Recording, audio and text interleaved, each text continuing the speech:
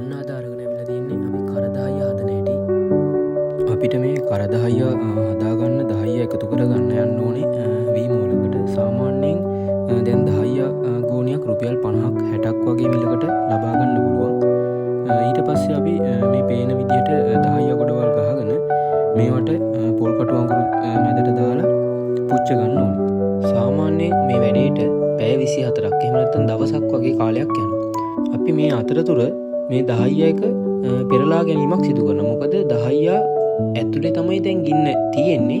ඒ නිසා මේ දහය අලු බවට පත් වෙන්න පුළුවන්. ඒක වළක්වා ගන්න අපි පැය 12කට විතර පස්සේ මේ දහය ගොඩ අනිත් පැත්තට පෙරලීමක් සිදු කරනවා.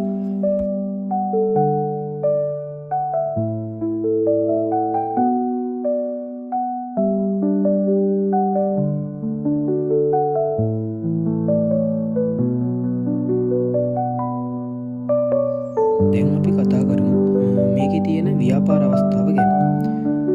සාමාන්‍යයෙන් මේ ගෝණියක් රුපියල් 400ක් 500ක් වගේ මිලකට දෙන්න පුළුවන්. මේ කරදහය වල වටිනාකම තමයි සාමාන්‍යයෙන් වගාවකට පස සකස් කිරීමේදී අපි කොම්පෝස්ට් මතු පිටපස් වගේම මේ කරදහය අනිවාර්යයෙන්ම එකතු කරනවා. දැන් මේ කරදහය වගාවකට එකතු කිරීමේ ප්‍රයෝජන තමයි මේ කරදහය වගාවට එකතු කරාම පසේ ව්‍යුහය දියුණු කරනවා. ඒ කියන්නේ පස තදවීම වළක්වලා බුරුල් ගතියක් ලබා දෙලා එවිට පැලෑටිවල මුල් වේගයෙන් වර්ධනය වෙන්න උදව් කරනවා. තව ජලය සහ වාතය පාලනය කිරීමක් සිදු කරනවා. මෙහිදී ඇති සිදුරු සහිත ස්වභාවය නිසා ජලය හොඳින් රඳවා ගන්න අතරම මුල් වලට අවශ්‍ය වාතය පස තුළට ගමන් කිරීමට ඉඩ සලසනවා.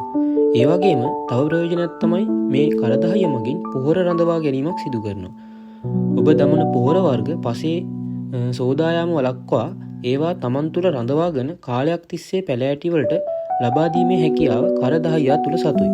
තවද මේ කරදහය මගින් හිතකර සුත්‍රජීවීන් ඇති කිරීමක් සිදු කරනවා. ඒ කියන්නේ පසට හිතකර බැක්ටීරියා සහ දිලීර වර්ග වලට ජීවත් වීමට අවශ්‍ය පරිසරයක් ලබා දීම සිදු කරනවා මේ කරදහය මගින්. ඔයාලට ව්‍යාපාරයක් කරන්න අදහසක් නැතුව හිටියනම් මේක හොඳ අවස්ථාවක් කියලා මං හිතනවා. ඔයාලට පුළුවන් දහය ටිකක් ගෙනල්ලා වැඩේ පටන් අරගෙන බලන්න.